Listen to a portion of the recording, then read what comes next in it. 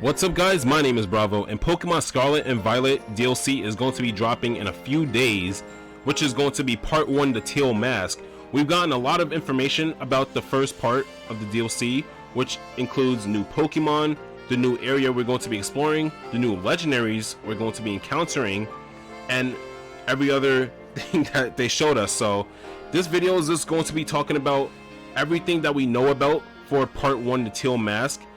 And I really cannot wait. There's going to be a lot of stuff that we're going to be encountering during our journey to part 1, which is right now a week from now, because I am recording this the week before. So yeah, I'm looking forward to this. There's going to be 5 things I'm going to be talking about that includes a lot of stuff. So if you guys enjoy these videos and like to see more, and if you guys would like to see a part 2 to this where I will cover up the indigo disc, be sure to leave a like and subscribe, because it's really appreciated and it helps me out greatly. So yeah, without further ado, I'm going to be talking about the new Pokemon and the returning Pokemon that's going to be coming in part 1, the Teal Mask. So in the Teal Mask Pokédex, we have 5 new Pokemon that's going to be there, and there's going to be 69 returning Pokemon in the DLC. It's kind of funny how the number is 69. That's hilarious, but let's not get into that. We're going to talk about the new Pokemon. We have Dipplin, which is going to be an evolution of Applin, and it has a really good move and a really good ability, which are both brand new, mind you. One is the ability of Super Sweet Syrup, where you can lower your opponent's evasiveness when it enters the battle, and a signature move, Syrup Bomb, where it attacks the opponent 3 times and lowers their speed 3 times. Like literally, it lowers their speed for 3 turns every turn. I think that's how it's said, but I honestly do not know how this move would work, because I didn't see much about it. They only told us what it can do. I have a feeling it might have a rollout effect, how you could do rollout on a Pokemon. It's gonna keep doing damage to them until you miss an attack. I think that's how that move is going to work. We also have our 4 legendary Pokemon that's going to be coming. We have Ogerpon, Okidogi, Munkidori, and Fizentipiti. So these are the 4 legendaries we're going to be spotted in the new DLC, and I'm really interested to see how these Pokemon could connect with each other. Like, I know these 3 Pokemon right here, they're like what I think they're like the guardians or the heroes of their area called Kitakami Island. We're gonna get into that pretty soon. And Ogerpon is supposed to be that one Pokemon where it has something to do with terrestrializing. Like, it has a very, very deep connection to that mechanic, so we're gonna have to find out what it is. Now, the existing Pokemon, well, the returning Pokemon, since it is a long list of Pokemon that's going to be coming back into the game, I'll be listing out the most notable Pokemon that we're gonna be using a lot. So to start things off, Pokemon that's going to be coming back is Clefable, Ninetales, and Alolan Ninetales, which is going to be crazy because now Alolan Ninetales basically gotten a buff, and that is with the new snow ability, where if you do snow warning and they have that new snow effect, it could just basically get a defense boost. So yeah, that's how Alolan Ninetales kind of got buffed. We also have Pokemon like Poliwrath, we have Snorlax, we have Gligar and Gliscor. Those Pokemon's coming back. We have Mightyena, we have Ambipom, we have Conkeldurr. We have so many good Pokemon that's going to be coming back. We even have Vikavolt and Cramorant. So yeah, just a lot of strong Pokemon that's going to be coming back in part 1, the Teal Mask. The second thing I do want to talk about is probably I would say a continuation of the new Pokemon, because we've gotten another new Pokemon that's going to be coming out in the Teal Mask, which is known as Poltergeist, and it has a lot of similarities to Poltergeist from Sword and Shield, as the only difference is that this Pokemon is Grass and Ghost type.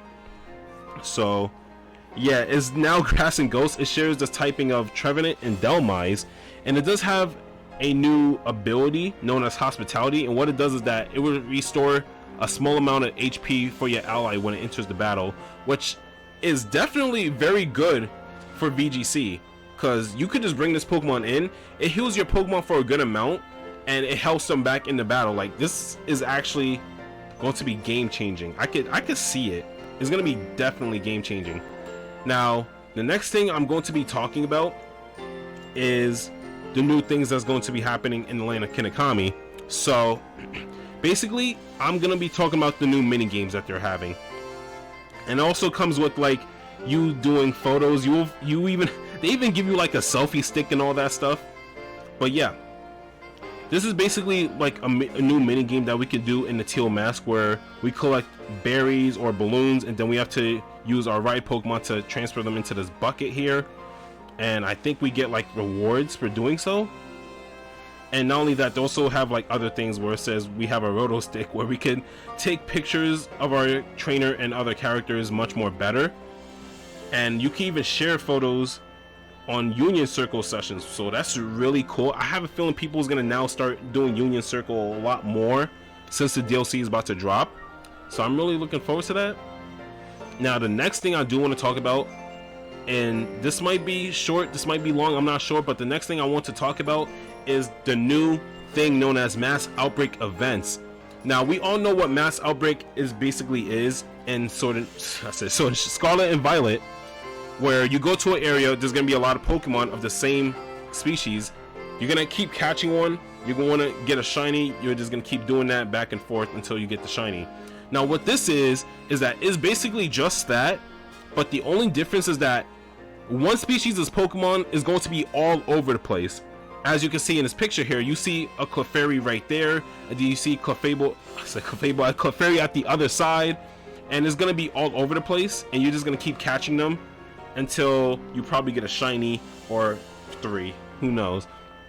But it says it right here, it says the first Mass Outbreak event will feature Clefairy running from Thursday, September 28th to Sunday, October 1st, and it appears that the full moon calls the Clefairy, calls them together in masses.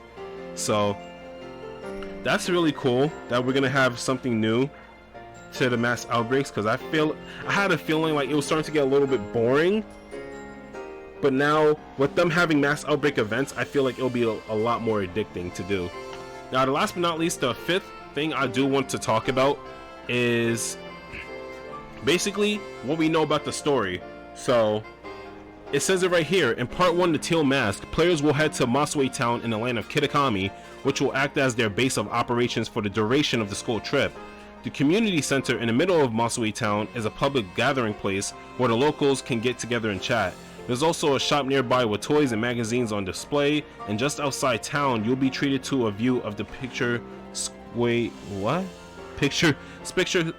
fields and rice paddies. Okay, I'm sorry, I'm struggling trying to say this word. Anyways, also says there's a park short walk from a town called Loyalty Plaza where you can see the statues of Okidoki, Monkey Dory, and Fazanta Pity, a trio that the villagers fondly call the Loyal Three. So, okay, so they're actually called the Loyal Three. They're not guardians, well, they technically are guardians and heroes, but they're mostly called the Loyal Three. And they also show you pictures of what we're going to be seeing. This is for part 2 the Indigo Disc, so I will not be getting into that, but this is what the map is going to look like.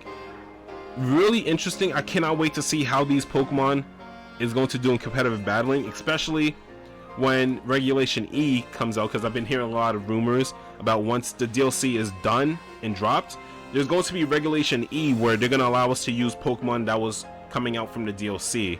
So I really cannot wait for that. And yeah, that's pretty much it. So that's 5 things we now know of part 1, the Teal Mask. In the future, I'm going to be dropping another video that's going to be a continuation to this, where we talk about part 2, the Indigo Disc, and it's going to be a lot more information, because we got information of the 19th Terra type, Terrapagos, the Elite Four of the Blueberry Academy, and so much more. I really cannot wait. But yeah, that's going to be the end of the video. But wow, I honestly just want to catch that Majora's Mask looking Pokemon, because I know for a fact it's gonna have some OP ability. I'm just calling it. I hope you guys enjoyed the video. If you guys did, leave a like, comment, subscribe. It is always appreciated, and I'll see you guys in the next video. Take care, everybody.